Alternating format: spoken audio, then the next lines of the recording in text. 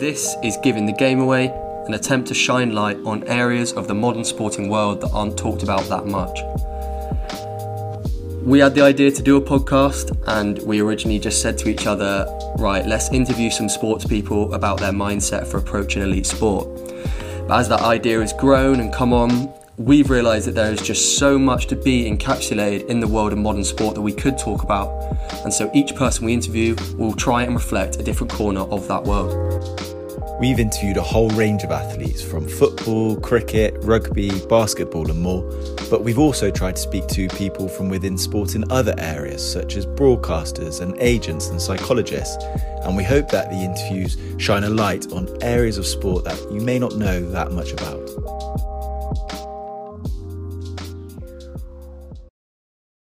Today we are so lucky to be chatting to Jeremy Snape, who I'm sure by the end of the hour will have us feeling incredibly inspired by the insight he can provide into his career and his work with some of the biggest names in sport. Jeremy, of course, was an international cricketer himself, having played for England a number of times. And since retiring, he's gone on to become one of the most trusted and respected names in sports psychology.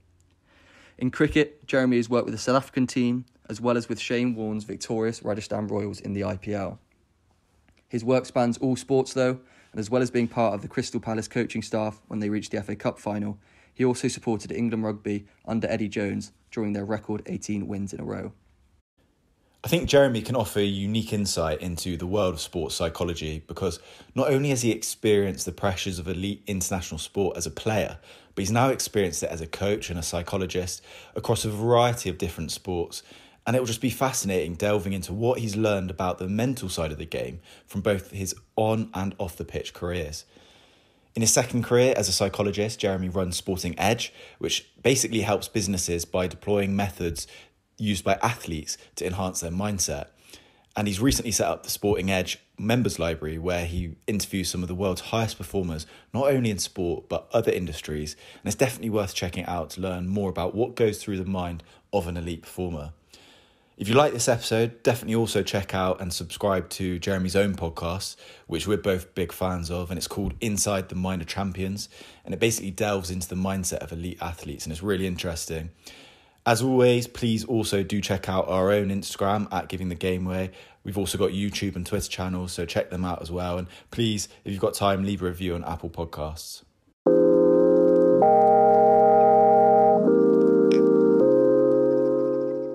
So thanks, Jeremy, so much for coming on today and giving us your time. You've spoken to some of the biggest minds in modern sport, and we can't wait to get into that today. If we just go to where your interest for sports psychology was sparked, I assume it would be during your playing career, and there are a few big moments during your career where you would have been made aware of the importance of mindset. First of them would have been your England debut. So on that day, how did you deal with the nerves and how did you deal with the pressure? Yeah, I mean, fascinating. I guess when I was playing, I retired in 2008 and played for about 19 years. So I got a chance to play with some of the world's best players, played against some of the world's best players. So I guess you're always in that top tier trying to test yourself out. And I think the truth is that, you know, my performances were pretty turbulent. You know, some days I felt like I could do really well and I played well. And you know, for example, my England debut, I got man of the match and I, you know, got man of the match on, you know, finals days and semi-finals and some really high pressure moments. But there were also some moments where I failed pretty dramatically under pressure as well, or just many more days where I just wasn't quite up for it. You know, I didn't back myself enough. And as a county cricketer playing for 19 years, there's lots of days where you're sort of going through the motions. You know, you're playing back in the day, sort of 5 days a week. And it's very hard to keep yourself motivated every day for full 6 months and then going abroad to play for the other 6 months. So I suppose for me, you know, the thing that shocked me was that we spent so much time doing physical training and doing technical training and talking about tactics, but we spent almost no time talking about the thing that seemed to make the biggest difference to me, which was our mindset. Now, I think it's so intangible to be able to pinpoint something. Okay, that's confidence. Let's do more of that. That's partly why it's quite hard to do. But yeah, for me, the mindset element of my career as I developed and had more highs and lows actually made me realize that the common characteristic wasn't a a brilliant doosra that somebody had bowled at me, or an amazing reverse paddle that somebody had played against my bowling. It was actually my thinking in that situation that had let me down. And those were the days actually that I wanted to learn most about, and I regretted most actually when I wasn't confident to face a fast bowler, or, I didn't want to go out and face Shane Warne or whatever it might be. It's, I think it's that inner game, that mental game, that's actually the most important game. It's just that we don't know quite how to dig into it, but hopefully we can today in this interview. Yeah, definitely. And we both agree that sports psychology is so important to be successful in sport. And it's still relatively a new field, and we're learning things about it all the time. But it has come on somewhat. But I think, didn't you have an incident whilst playing for England versus India in Calcutta, which actually maybe sparked your interest even further? Yeah, well, that's a good question. I'm trying to forget it, but thanks for bringing it up. I suppose this was, as you mentioned, man of the match on my England debut. That was against Zimbabwe. So we went away there. I'd actually toured quite a few times to Zim and played against the Flower Brothers and, Henry Alonga and that kind of crowd. And it was a really, I enjoyed playing over there. So I felt reasonably comfortable on that sort of first tour of Zimbabwe with England. And then the second tour that came up fairly quickly after that was in the January, I think it was 2001, where I got picked from the success of Zimbabwe out to India. And the first game there was 120,000 people in Eden Gardens. So, this wasn't, I played Lord's finals, 25,000, obviously played some really, big games in county cricket, in domestic one-day cricket.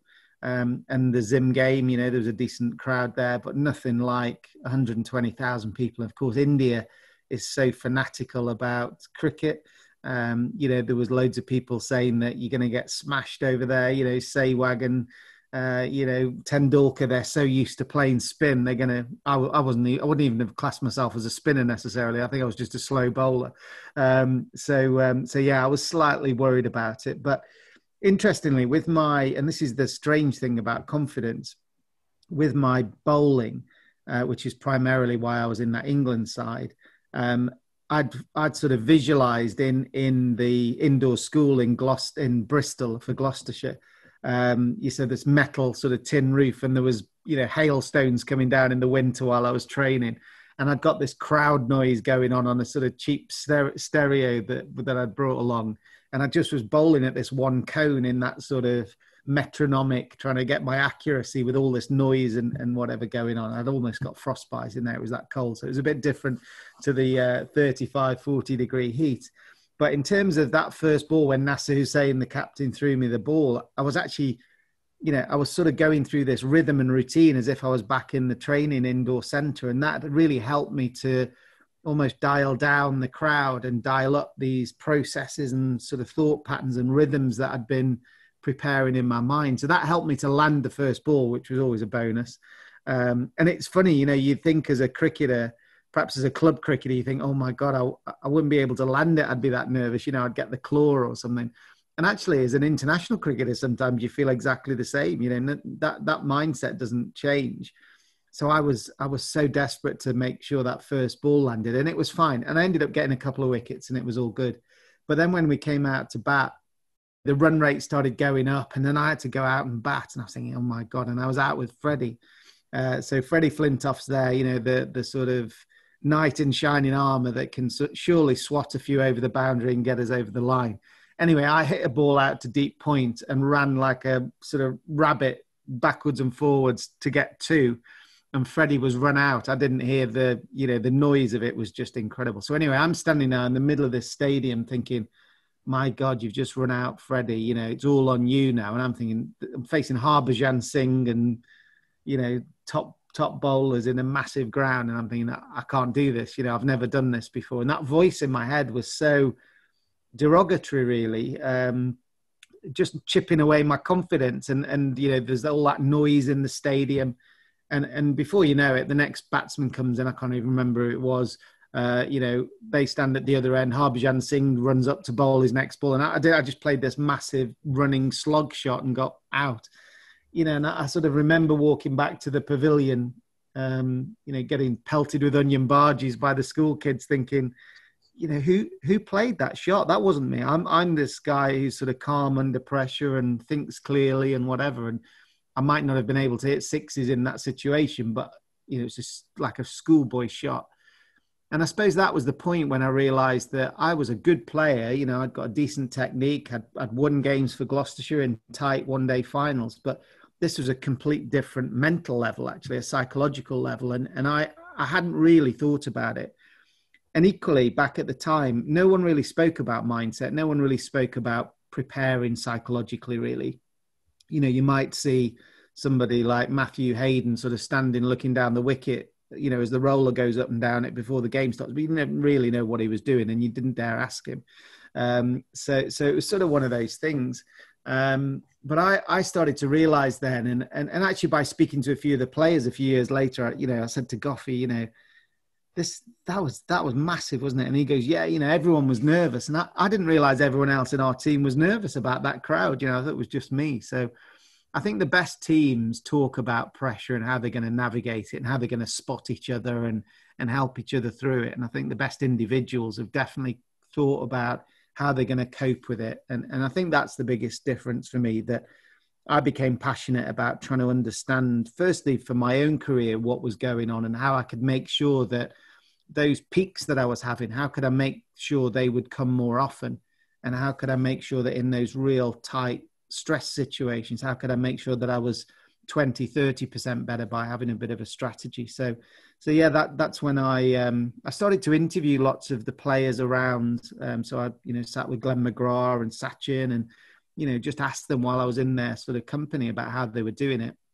And that really set me off with this fascination. So I did my master's degree at Loughborough while I was, still playing. And then it meant that, as soon as I retired, I could step into a job in sports psychology. But I suppose the interesting thing is that in one of the 2020 finals, I was batting at the end with Brad Hodge. We were playing against Surrey. And I think I got something like 32 off about 17 balls or something like that and won the game, hit the winning runs. And the biggest difference between that game and India, it couldn't be more different what was going on in my mind. In India, I was thinking about, what are the newspapers going to say about how badly I've messed this up when we lose? So I was thinking about outcome and shame and failure. And in the game in the 2020 final, where I, hit the winning runs and played one of my best shots ever to hit a boundary under pressure, I was just thinking about my breathing and my balance and just saying, play instinctively, watch the ball. And from that sort of setup, that calm setup, my best shot emerged. Where I was trying to force it and I was worrying about what the paper was going to say the next day, not the next ball that was coming down. So it taught me some pretty powerful lessons. And I'm really glad that I had a chance to do the master's degree while I was still playing, because that really, being able to win that game in the 2020 final, having learned some of the strategies of sports psychology, really showed to me the transformational power it can have of what it can do to your performance. So then I was off and running, and that was into my second career. And you then speaking about Glenn McGrath, I've heard you say before as well that if you asked Glenn McGrath sort of what would he do if it was the last ball of World Cup final, he had to bowl this one ball, and you said at the top of his run he'd make the decision on what he's going to bowl, he'd then grip the ball, and then as he was running in he's going to sing a song to himself as he's going in. I guess that's just one way of coping with it and taking away all the other external pressures, the media, the people in the stands. Is that something that's done quite frequently? Well, I think definitely we're looking to this. I always think about it with two volume controls. You've got the outcome, the crowd, the sort of sensational result. You've got that volume that the media turn up to 12 out of 10. You got the clash. Imagine the big fight on TV. There's all this hysteria about what he said to him, and this is an epic fight, and the sort of fighters come on thrones with fireworks and sparklers going on, it's all that stuff where really the athlete shouldn't be thinking about any of that. They should be thinking about, their process, their preparation, their best state. Some players are, I've worked with fast bowlers who are best when they want to rip the batsman's head off. And I've played with, bowlers who are best when they're simmering at sort of a 7 out of 10 intensity. And if they go too high, they start bowling bouncers and get really wayward and start swearing and get sent off, and the game falls to pieces. So, you're trying to work out for yourself, what's that optimum sort of level that you perform at. And that comes through playing a bit and being put in different situations. But I think the most important thing is you start to develop some awareness of what works for you and what doesn't work for you. And we tend to play a bad shot because of the pressure, but then we blame it on the bloke that moved the sight screen, or that, they'd swapped the ball, or, I got something in my eye, or there was a, worm on the pitch or whatever. And we actually don't take accountability for the thinking that went before the shot, and that's the biggest thing for me. So I think with all those top performers, whether it's a golfer, a tennis player or a cricketer, we get those moments in a stop-start game like those sports. It's not quite the same in football and rugby because they're more continuous.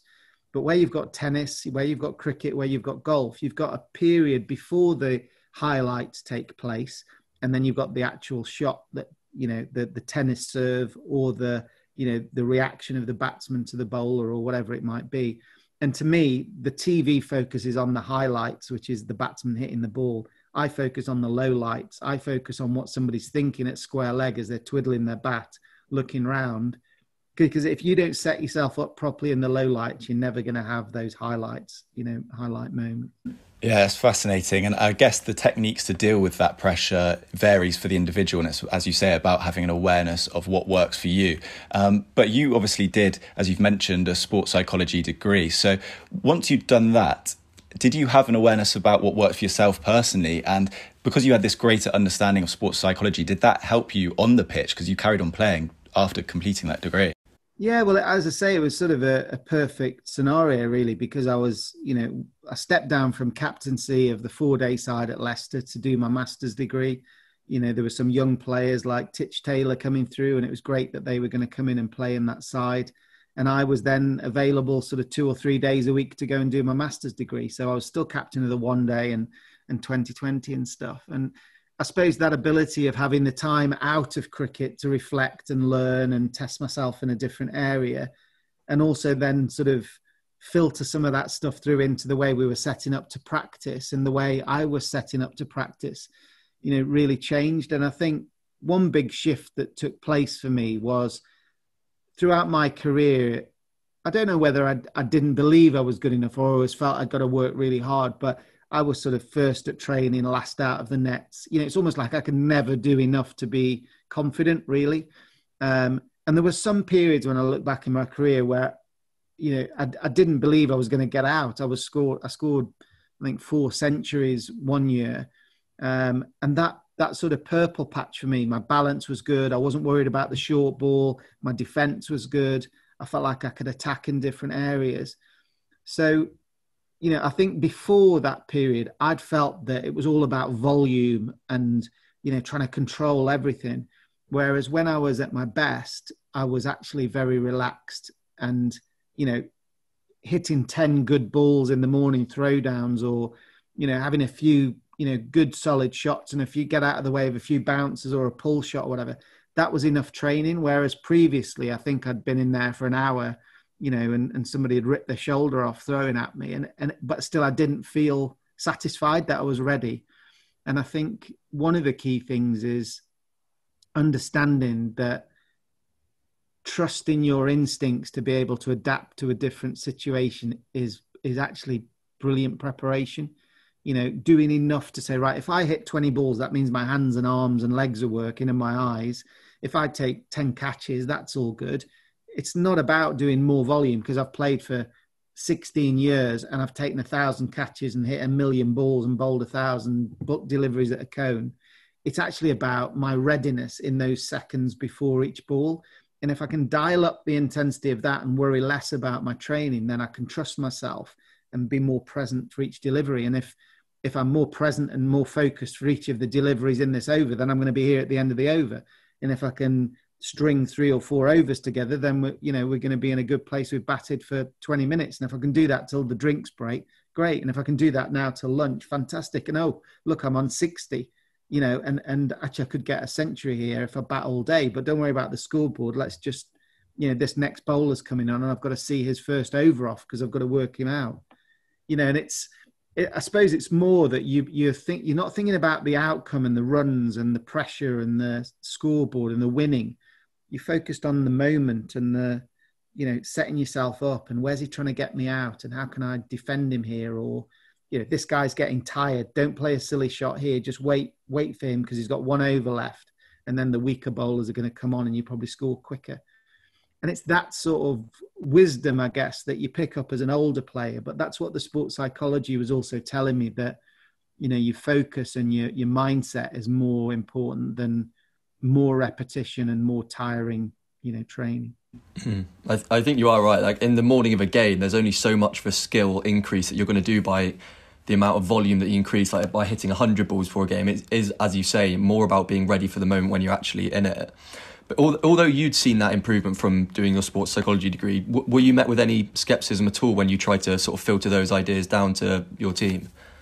Well, I think part of the success I've had is that I'm very practical. If you think at one end, and this was part of the reason why I wanted to go into sports psychology, because I didn't really feel like any of the people I'd read about or listened to, audio lectures or whatever, it was all very abstract. And I didn't really feel like anyone had made it very practical, certainly not in cricket. So I'd got this blend of having to be very practical. And I wasn't the sort of naturally gifted one who could just go out and whack it everywhere. I had to almost reinvent myself all the time, which makes you probably a better coach, because you can understand that if you're trying to coach somebody, you can say, well, if you're getting out LBW all the time, it's probably your head that's making you collapse. So let's sort of go back to that. So I failed loads of times in loads of different ways. So that means I had to find a strategy to get around each of those, which almost gives you more coaching,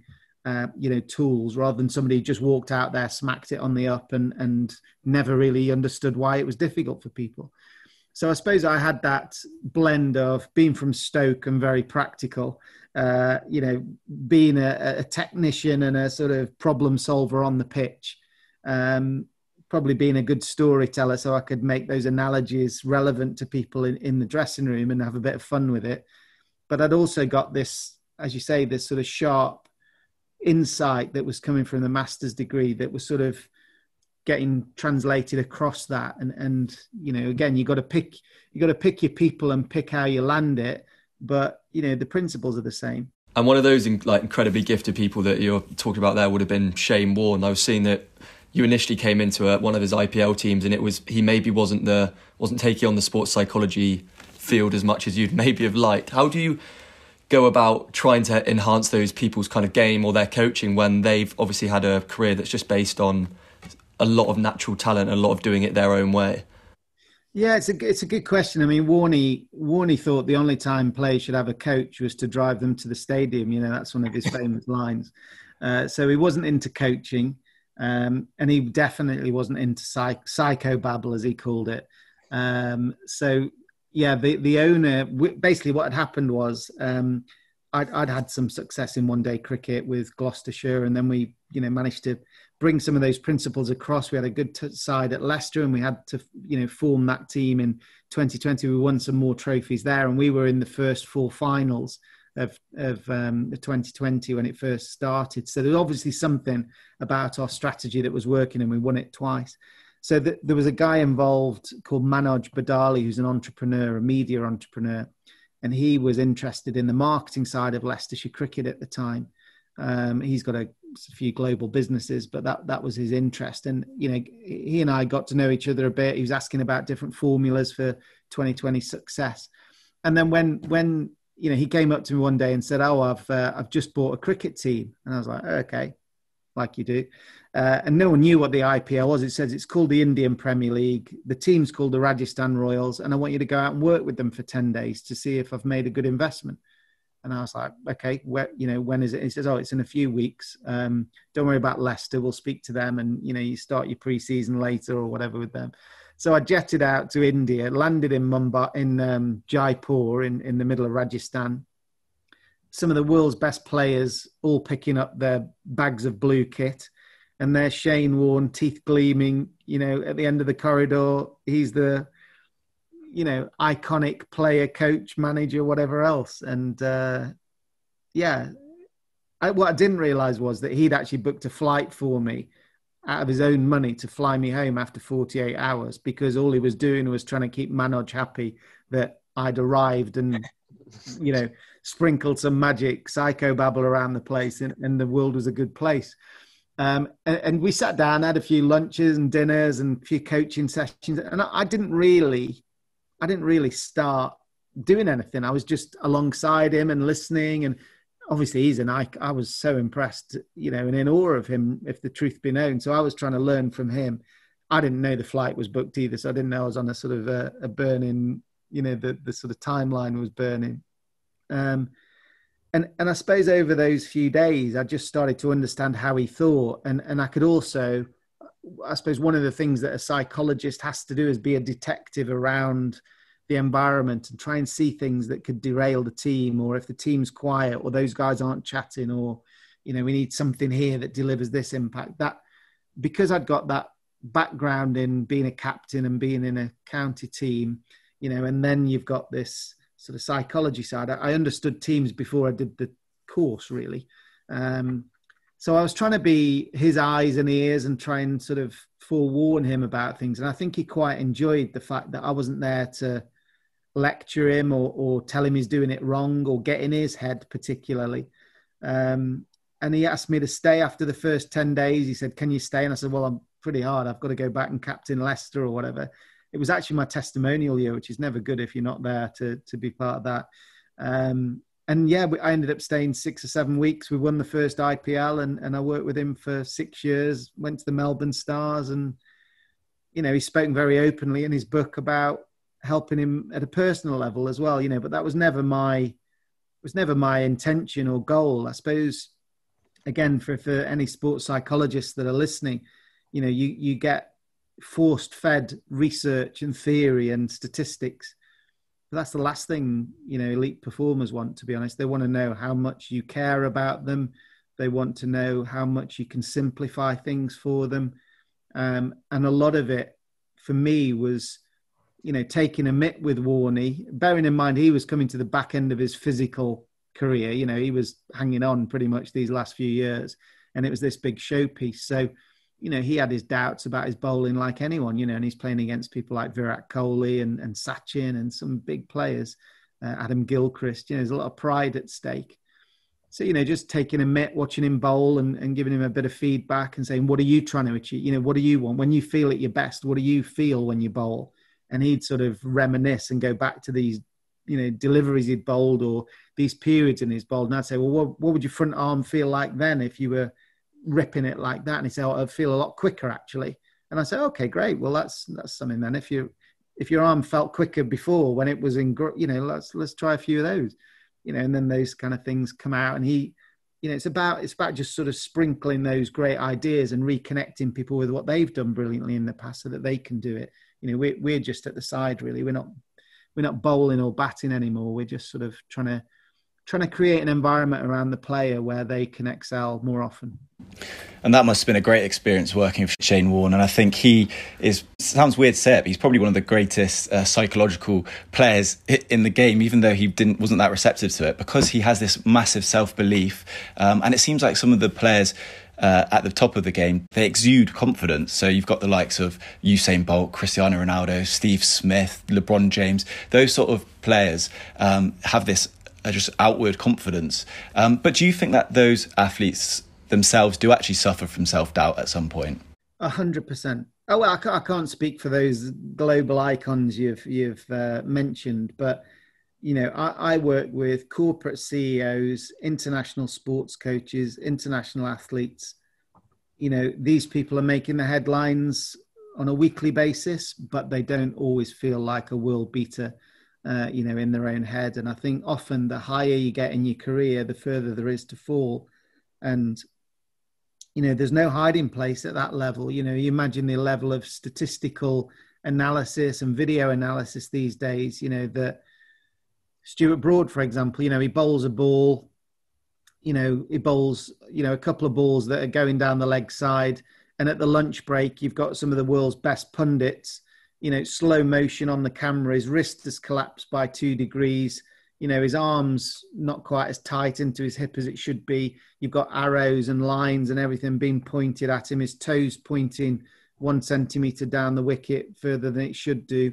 And if you let that kind of stuff get into your head, then of course there's some truth in some of that analysis. But you've got to be very careful as an international sports star to let the whole world coach you. Everyone's got a mobile phone and an opinion. So if you're on Twitter or Instagram or whatever, and you're getting feedback from the masses, some people have got 1 million followers. I've sat with Warne and he's got, millions of followers on Twitter, and the stream of stuff that comes through is just frightening. Now, again, it's one of those mental sort of skills to be able to dial that down and say, actually, I know it's my front arm. I know I've got to do this. I know I've got to follow through quicker. Let's go to the nets and spend an hour doing it rather than worrying about trying to please everyone outside or take their opinions, because you just won't win that. So I think, confidence comes from preparedness. Confidence comes from self-awareness, and confidence comes from having that ability to back yourself to find a way to win in all those situations. So those players that you mentioned, or those sports stars that you mentioned, have definitely got that inner confidence that they've built like a bank account through time. But they also have moments when they doubt and they've got a bit of an injury or they're not feeling quite so well. And we want people to be at their best most days rather than just, on the occasional day. And that's where your mindset plays a huge role. And I guess even the best athletes do have those low points in their careers. And it's something that we've picked up on from just doing these podcasts. A lot of the best sports people we've talked to, they've had these setbacks, but they've bounced back from them. And I think I've heard you talking about it before, is that's really what separates a good athlete with a world-class athlete. And one I've heard you mentioned is Ben Stokes, for example, who obviously had his incident at Bristol nightclub, and then he went on to become Wisden Cricketer of the Year. He had that incredible innings at Headingley, and that innings in itself required not just immense physical skill, but also mental skills as well, like gamesmanship, games management, self-belief, immense concentration. Do you think that he is probably one of the greatest cricketing minds out there? And do you think there's anyone else who could have completed that innings? Well, as you say, it was an incredible turnaround. When you think he probably would have been close to giving up the game, I guess, at some point, with the stress and pressure around the scandals that he was involved in. And then that ability to, process that shame and failure and hurt into something motivational is, as you say, one of the sort of core characteristics of a high performer, really. I think people underestimate, the role of failure in their success, because, the path to mastery, the path to being the best in the world gets steeper and steeper as you get up there. And it gets harder and harder to make a small improvement in your game. So you've got to be incredibly committed or even obsessed to get to the top. And you've got to be incredibly thick-skinned. And what you do have to take out from each failure is the learning from it. If you were starting off on, some kind of culinary career and you sort of made your first recipe, put it in the oven and burnt it, and then said, that's it, I'm never going to cook again. That brick wall that you've hit, a lot of people crumple against those early failures. But actually, the best performers say, well, with that example, they sort of zoom in and say, that was a failure at that moment in time because I got the recipe wrong and I put it in the oven for 4 minutes too long. That's something I can change next time. So they look at something that's time specific and task specific, and that it can be improved in the future. That's the key thing. So at one end of the spectrum, you got people that are saying that it was only the amount of flour I put in and it was only 4 minutes over and I can improve that next time. And then at the other end of the spectrum, you've got somebody who takes that incredibly personally. They see it in their whole person and they see it lasting forever. So the language they would use is, I'm crap at baking. So somewhere on that spectrum, you've got that whole, range of people and how they process failure. So I think for me, Ben Stokes' story is so inspirational. I think he deserves a huge amount of credit. Those, as you say, the World Cup innings and the Ashes innings they were once in a lifetime innings, really. and they came very close together. And, you know, you look at people like Steve Waugh, you know, there's been some really, really tough, Warne as well. I think Warne's had some massive setbacks and scandals, but his ability to just keep doing it.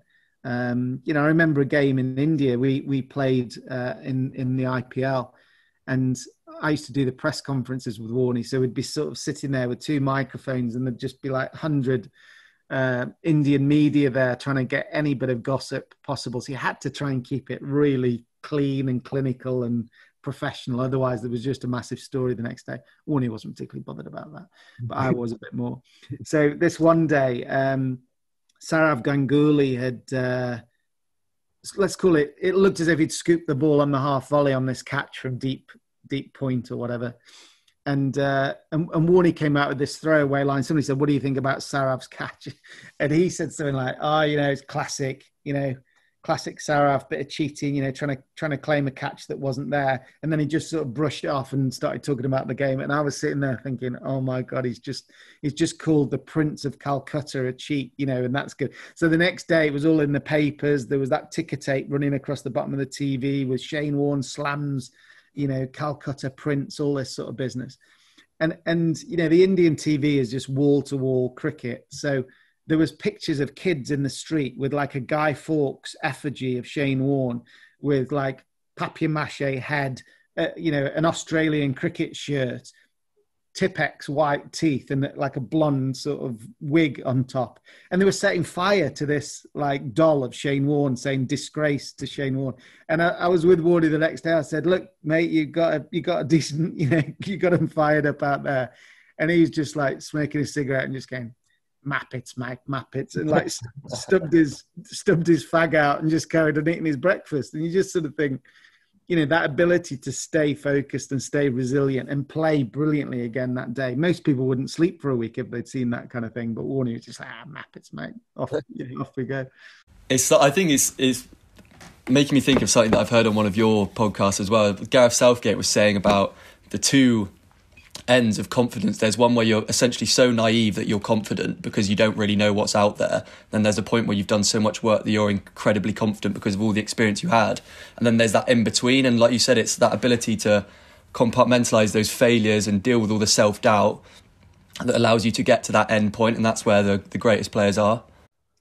Yeah, I think, you know, Gareth's been incredible because I think what he's done is, you know, obviously he had that huge failure in you know, Euro 96 where he missed the penalty. But he's now used that rather than, again, shrinking away and that being a defining moment in his life. You know, you could say that that's actually been a huge catalyst in his coaching career, that he's now gone on and all the age group teams that he's coached have been brilliant at penalties. The England team's gone on and won penalty shootouts. And it's almost, you know, this ability to face your darkest fears and realize they're not as bad as you think they were. You know, when we're fearful of high pressure situations, you know, we can actually suffer twice because we worry about it so much that we don't sleep leading up to it. And then we mess it up because we've been so fearful. We're not thinking about where we're kicking the ball. And then we have the shame and the ridicule of missing it anyway. So this ability to say, well, I don't know if I'm going to be the world's best player, but I'm going to be as well prepared as I can. And that preparedness, that extraordinary level of preparedness makes me feel incredibly relaxed on the start line or as I run up to bowl. And you know, if I'm not good enough and Sachin hits me for 6 sixes, fair enough. But let me at least try and bowl the ball and land the ball where I want to, rather than be so worried about Sachin in the week before it that I can't let go of the ball. So I think there's some really powerful lessons for, you know, amateur cricketers as well, because it's such a mental game and it's so transparent. You know, if you've scored 7 runs off 32 balls, it's there in the scorebook and it's there, you know. If your average is 19 at the end of the season, you know, you can't argue that you're a better player than somebody who's averaged 48. You know, it's so I think there's no hiding place. And for me, what I always try and encourage is, you know, try and learn about psychology, try and learn about your mindset, because if you can learn some of these skills, not only does it make you better under pressure, but actually makes you enjoy it. You know, like I speak a lot at conferences around the world and I get just as nervous standing on stage in front of 1,000 people as I did playing in India that night. But now I know that my body, because I'm shaking and my, heart rate's going and my breathing's really shallow, I know that's just my body saying, get ready to perform. And I've got little strategies that I now use to count down and walk more slowly and breathe more deeply as I get to the lectern and take a moment, because my brain's trying to rush me because it's trying to get me back to safety, which is in the second row of the sort of crowd. But I don't want to be back there. I want to take my time because I've got to speak for this amount of time. And if I rush it in the first line, I'm going to trip over my words and make a fool of myself. So actually I need to go half speed, not twice speed. There's little things that you learn that's just me trying to be a performer, but my brain still thinks I'm trying to stay safe, and it would rather me be hiding, in the second row, and it would rather me not be batting because it's getting a bit dark and we only need 14 to win, and I can't really get any, kudos from this. I can only fail in this situation. But actually, I regret those moments when I didn't want to go and bat for 9 balls and try and win the game and hit the winning runs. Those are the moments we should try and embrace and go for. And I think there's a lot to be said for that in cricket, because, as I say, yes, it can help you with your performance, but more importantly for me, it actually helps you to enjoy it. It helps you to thrive and be proud of yourself, because when you've given it everything and gone for it in those tough situations, you can sit in the bar at night and have no regrets and know you gave it your best shot. Whereas when you didn't put your hand up to bowl, or you didn't, want to go out and bat, or you didn't take that single when the fast bowler was on to get down the strike, everyone knows that. That's the thing with cricket. I think it is so psychologically demanding, and for me it's probably the most psychologically demanding. But you've also actually worked in a variety of sports. I think you've worked with England rugby, you've done South Africa cricket, Rajasthan Royals, as we've mentioned, Crystal Palace and football. Do you find that you have to tailor your approach for each different sport? Is there different intricacies in the types of pressure that they face in different sports? Yeah, it's a good question. And again, I wasn't really planning to, sounds a bit strange, but I just went from recommendation to recommendation. So I'd worked with South Africa, I worked with Sri Lanka, I worked with the Big Bash, worked in the IPL. Those jobs all sort of came around in cricket. And then the opportunity to move across into football. I sit on the board of the LMA, which looks after a lot of the Premier League managers. So I do a lot of the lectures and education around that, their leadership. And through one of those sessions, Alan Pardew had been involved, and I supported him a little bit at Newcastle, and then he took me to Crystal Palace. And again, that was a complete eye-opener. The sort of, the Bentleys and Ferraris coming into the car park was a little bit different to Leicester cricket. And you've got to recognise that these guys train a lot less. They're incredibly skilled. And, there's a lot of public profile on them when they do well or badly. So you've got to handle them sensitively. But I think what I noticed in football was that they were told what to do more. And it was almost like they weren't, as a cricket, in cricket, when I'd been working with South Africa or Sri Lanka, the bowling coach would generally sit with the bowlers and say, look at the way Alistair Cook bats. How are we going to get him out? And then the bowlers, Dale Steyn, Morne Morkel, would say, well, whenever I've come round the wicket and done this at him and bowled at this stump, I've got him out 3 times. And I think if I could bowl that, I'll get him out, And it's almost like the players make the plan. The coach gives the scenario or the problem, and the players try and solve it, because they're the ones on the pitch that have got to go and do it. Which means that if something happens on the pitch that doesn't quite go to plan, they can't look back at the dressing room and say, what do I do now? They've got to be like entrepreneurs and solve it themselves. When I went into football, it was much more directional from the coach and the manager to say, okay, we're playing Liverpool on Saturday.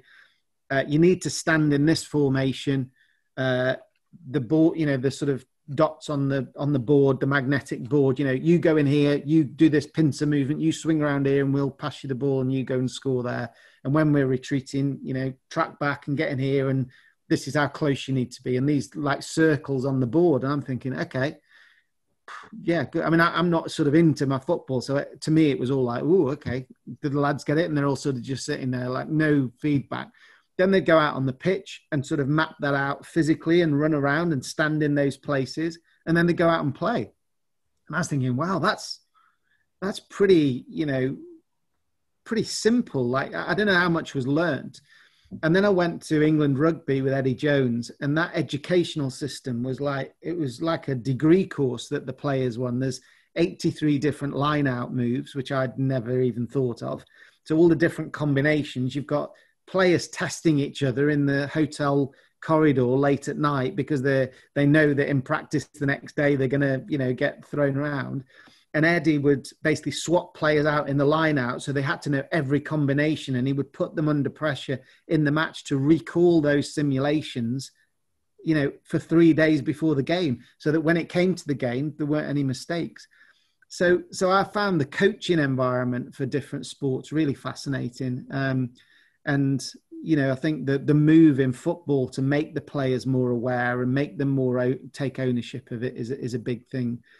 But yeah, you get your players in every dressing room that sort of say, "Oh, here he comes, the psychobabble." If you're going to have a nervous breakdown, go and see the shrink or whatever. You get that's in every dressing room pretty much. And again, I think it's about the human relationship and trying to, get alongside the players and help them. I still speak to, international cricketers and rugby players and footballers. I'm not working with those teams directly, but I'm still in contact with them. And I think you're just trying to be there to help them, because I know what it felt like to feel a bit alone as an international player and perhaps not having that support. It's either coming from somebody in the club that could tell the manager, or to have somebody outside, I think is helpful sometimes. And across working all those sports and all the different industries, what would you say are the qualities that are constant for people who are high performing in those different areas? Well, work ethic, you're just not going to get to the top. You can be the most talented athlete in the world. And this is where people misunderstand talent, because, people like Kevin Peterson, I played in the 2020 World Cup in South Africa with KP, and, watching him prepare against, the different attacks and different, he was meticulous in his preparation. And yes, he had the hand-eye coordination and the physical dexterity to play a switch hit, but he didn't just pull that out, once, under pressure. That was planned and visualized and prepared for. So I think the attention to detail in the work ethic is absolutely something that sits, right at the heart of it.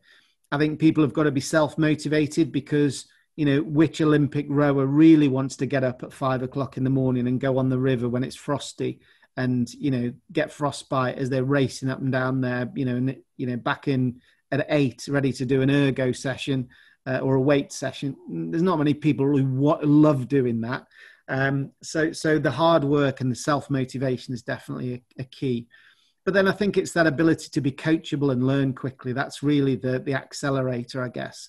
Because if you can, play a game of cricket and learn from it and be 5% better the next time, and do that with compound interest, you get a real steep trajectory of performance and improvement. If you're just playing the same game of cricket day after day and you're dumb and you don't think and you're none the wiser, you're basically 3 years older and not 3 years better. And I think that's the big difference for me, that ability to want to get better every day is the sort of catalyst that makes people step up. And I think you're talking about all these different mental skills that come together to make an elite athlete. And you've actually spoken to a range of athletes from a whole range of sports, as well as industry leaders in other fields. As part of the work you do for Sporting Edge, you've created a Sporting Edge members library to tap into all these different skills and give out lessons to business people that they can learn from. Can you tell us a little bit more about that? Yeah, so over the last 10 years, I've been interviewing the world's top coaches. So people like Eddie Jones, Gareth Southgate, Mo Farah, Frank Lampard, Shane Warne. In cricket, we've got Dale Steyn, Kumar Sangakkara, Gary Kirsten, and then we've also got experts from Google, London Business School, futurists, neuroscientists, military leaders. So there's this incredible list of interviewees, probably about 100 amazing thinkers and performers. And I've sat with them and interviewed them and chopped it up into little bite-sized videos. And that means that we can build courses out of that, or the members can actually access that at any point. So if they want something on handling setbacks or difficult conversations or sleep or strategy, then that sort of library is there for members all the time. But what we've seen, really positively taken on is the, ability to stream one of the videos as a start, like an icebreaker in a team meeting. So loads of companies and coaches actually around the world are using the content to say, Monday morning meeting, let's use one of these 2-minute videos as an exciting, thought-provoking point for the week. And that could be on discipline or focus or goal setting or communication or something. And, this sort of blueprint and this system of high performance is all captured in video format. And that's why, through my podcast, Inside the Mind of Champions, that's probably a good place to listen to the insights coming through. But then the members club is, a really cheap and affordable way to access world-class coaching. Yeah, it sounds great. And we've listened to your podcast and find them fascinating. And yeah, the members club as well. There's so much for businesses to learn. I think there's so much that business people can learn from athletes because there's so much crossover in the elite of each of those professions. Didn't you even also talk to some former inmates from Robben Island in South Africa who spent time with Nelson Mandela in prison? What did you learn from them? Yeah, well, that was incredible. When I was working with South Africa, we were, one of the key pillars that we were trying to build into the culture was resilience. And somebody had access to a guy called Ahmed Kathrada, who was in prison with Nelson Mandela for 26 years. And the truth of that story is the podcast is called Mandela to Mars, Lessons from Isolation. And his story really is that he didn't even have to go to prison. There was nothing really on him. But he and a few others knew that this group of 8, if they all went to prison with Nelson Mandela, they could protect him. But if only Nelson Mandela and one other went to prison, anything could happen. So he basically dedicated his life to supporting the cause that he was passionate about, which is getting rid of the apartheid regime and supporting Nelson Mandela. And, just the way they stayed motivated and they were isolated, they were, given rations, they were treated terribly during that period to try and get information out of them about what the ANC were doing on the outside. But they stood together as a group of 8. They were incredibly resilient on their own. Bear in mind that the prison wardens would have letters from their wives and their children had got married or their kids had had babies, and they never, ever buckled to see those photos, to hear those stories, because they wanted to stay sort of clean and unified. So yeah, it's an incredible story of hope and optimism and resilience, really. And one of the inmates, as they got onto Robben Island, bear in mind this is in shark-infested waters off Cape Town, had written on the jetty when the concrete was wet, ANC will win 1967. And when they left in 1990-something, they saw that concrete, and that's the thing that they sort of held on to. When they got on the island, they walked off looking at it saying, you're right, we did.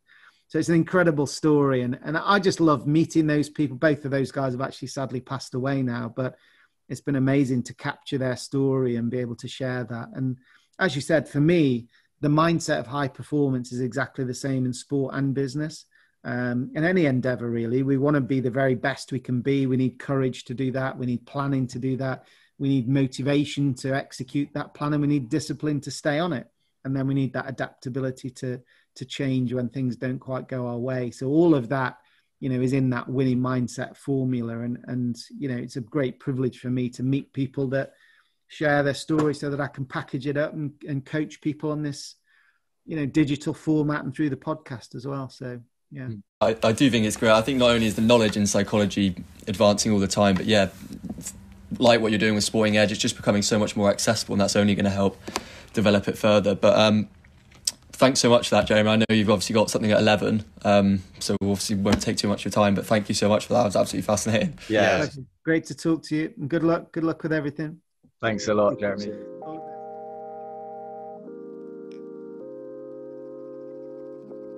It was a pleasure speaking to Jeremy today, and I really enjoyed hearing about his insights into the world of sports psychology that he's learned from both his on-the-pitch career and his off-the-pitch career. As well, I loved hearing that anecdote he shared at the beginning about that incident in India where he was playing for England and the pressure of the situation and the occasion just overcame him. And ultimately, that one day in India sparked his long-term interest in sports psychology, which has led him into this career working with a whole host of different sports. And I found it fascinating, him talking about those different sports and the different mental intricacies that are required for each of the sports. Also enjoyed hearing about the different athletes he's worked with and what he's learned from speaking to them, and also what common mental attributes they actually all share. Because I think actually there's so much that can be learned from these high performers within sport that can be applied to everyday life. That was just such a pleasure to be able to record that with Jeremy. I think, like you said, what he's able to do so well from his work with all of sport's biggest names is just really spell out the qualities that are common for the high achievers across all those sports. And it goes back to what he said about Kevin Peterson and being able to have that meticulous work ethic and ability to want to constantly improve and be as coachable as possible that allows people to stay at the top of their field, whatever they're doing. It's fascinating as well to hear about the potential that sports psychology has as a field and the important role that he feels it will play in enhancing sports performance over the next few years. Obviously, through this podcast, it's something that we are incredibly passionate about, and for him to be able to take the lessons he's learned and make them accessible for people through Sporting Edge and through his podcast, I think is just really cool.